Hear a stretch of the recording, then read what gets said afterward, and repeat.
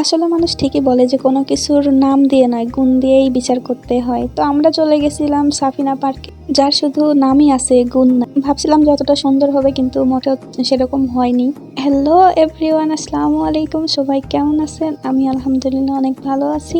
তো ভিডিওটা অনেক পুরনো, ভয়েস দিতে পারতেছিলাম, এডিট করতে পারতেছিলাম দেখে পোস্ট করতে পারি নাই। তো ভিডিওটা ছিল যে সাফিনা পার্কে গেছিলাম 26শে ফেব্রুয়ারি থেকে।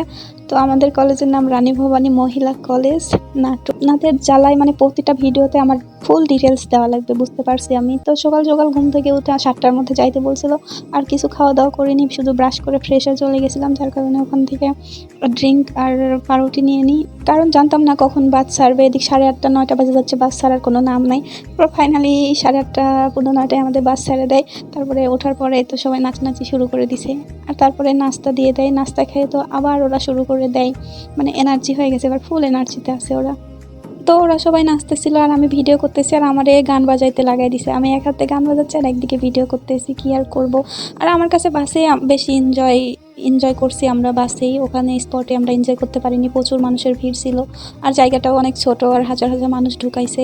মানুষের ভিড়ে অত ভিড়জনক এলাকা আমার একদমই ভালো লাগে না। তো দেখতে দেখতে চলে আসি। তারপরে এখানে ঢুকতেই দেখি অনেকগুলো বাস দাঁড়ায় আছে, তাড়াতাড়ি বুঝলাম যে অনেক মানুষ হবে, অনেক ভিড় হবে। আমাদের মতোই সবাই পিকনিকে আসছে, কেউ কলেজ থেকে আসছে, কেউ ভার্সিটি থেকে আসছে, কেউ হচ্ছিল স্কুল থেকেও আসছে, ছোট ছোট বাচ্চারা দেখলাম। আর এখানে গেটে ঢুকতেই মানে যে এত পরিমাণে ভিড়, 4টা লাইন হয়েছে, আমাদেরই 2টা লাইনে ঢুকছি আমরা। তো এই দেখুন কি পরিমাণে মানুষের ভিড়, আর ছোট্ট গেট দিয়ে ঢুকতে লেগেই এদিকে অর্ধেক অবস্থা খারাপ হয়ে গেছে। আমার তো খুবই মন খারাপ যে কেমন জায়গায় আসলাম, এত মানুষের ভিড়ের মধ্যে তো ঘুরতেও পারবো না, ভিডিও করতে পারবো না। তো ঢোকার পরে ওখানে যে বসার পরে সবাইকে স্যারেরা বলে যে তোমরা তোমাদের মতো এখন ঘোরাফেরা করো, দুপুরে এসে খাওয়া দাওয়া করো।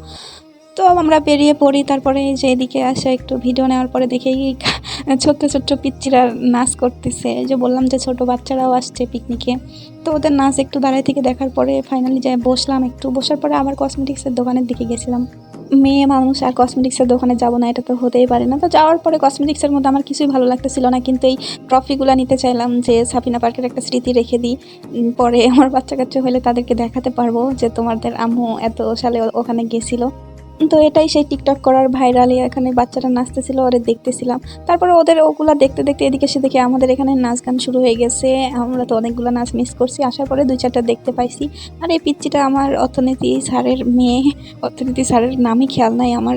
তো এগুলো করতে করতে আমাদের সবার তো প্রচুর ক্ষুধা লেগে যায়, কারণ 3টা পার হয়ে যাচ্ছে, আমাদের খাওয়া দাওয়ার এখনো হয়নি। সবাই বসে পড়ছি খাওয়া দাওয়ার জন্য। ফাইনালি এই তো খাওয়া দাওয়ার পালা এখন।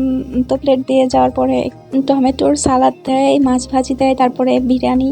আমরা বিরিয়ানি বলি, বাট এখানে নাটোরের ভাষায় সাদা পোলাও যেটাকে বলে। তারপরে এখানে খাসির মাংস ছিল, আর হচ্ছিল আমাদের পানির বোতল দেয়, আর সাথে ছিল কোক বা 7 আপ, যে যেটা খায়। খাওয়া দাওয়া শেষ করে স্যাররা আমাদের আবারও বলে যে তোমরা আবার একটু ঘোরাঘুরি করে আসো, আমরা 5টার মধ্যে বাস ছাড়ে দেবো। আমরা মোট 4 বাস গেছিলাম। তারপর আমরা তো আবার ঘোরাঘুরি করতে বের হয়ে গেছি, কিন্তু এত পরিমাণে যে ভিড়, আমার তো ভালোই লাগতেছিল না। আমি মাত্র 2বার মানে ওই বড় ছোট জায়গা 2বার শুধু এই পাশ থেকে ওই পাশ, ওই পাশ থেকে এই পাশে আসছি।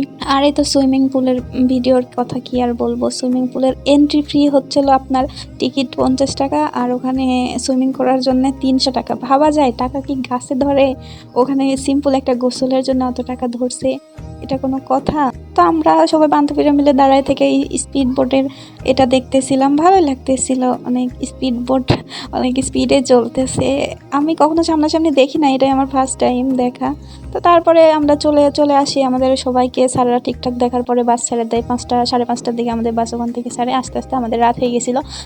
তো আসার সময় আমরা অনেক এনজয় করছি। তো এটা আমরা যখন রাজশাহীতে ঢুকি তখনকার শট এটা। তো বাসে বেশিরভাগ টাইম আমরা দাঁড়াইছিলাম, আর আসার সময় এত ঠান্ডা বাতাস, এত ভালো লাগতেছিল। আর দেখতে দেখতে তো রাজশাহীর বিখ্যাত কাচ্চি ডাইনের সামনে এখানে একটু জ্যাম বাঁধার কারণে বাসটা ধীরে ধীরে যাচ্ছিলো, আমি একটু শর্ট নিছি। তো তারপরে আমি ছোট ছোট ক্লিপ নিচ্ছিলাম ভিডিও করার জন্য। এই তো রাজশাহীর রোড, রাজশাহী মানেই তো একটা ব্র্যান্ড, তাই না? তো রাজশাহীর সাথে ভিডিও না করলে হয়? তো ভিডিও করতেছিলাম, আর ওরা সবাই ওখানে নাচ গান করতেছিল। গান করার জন্য আমাদের মাইক দেওয়া হয়েছিল, কিন্তু গান কেউ করে নাই, মাইকটাও চিল্লানোর জন্য ইউজ করছে সবাই। সব মিলিয়ে দিনটা ভালোই ছিল, আর এত এনজয় করছি। আমি তো বাসে বেশি এনজয় করছিলাম, যাইতে চাইছিলাম না। আমার আম্মু আমাদের জোর করে মানে যে যাইতে বলছে, আম্মুর কারণে এত পাওয়া আমার। থ্যাংক ইউ সো মাচ আম্মু। আর আপনারা সবাই ভালো থাকবেন। আল্লাহ হাফেজ।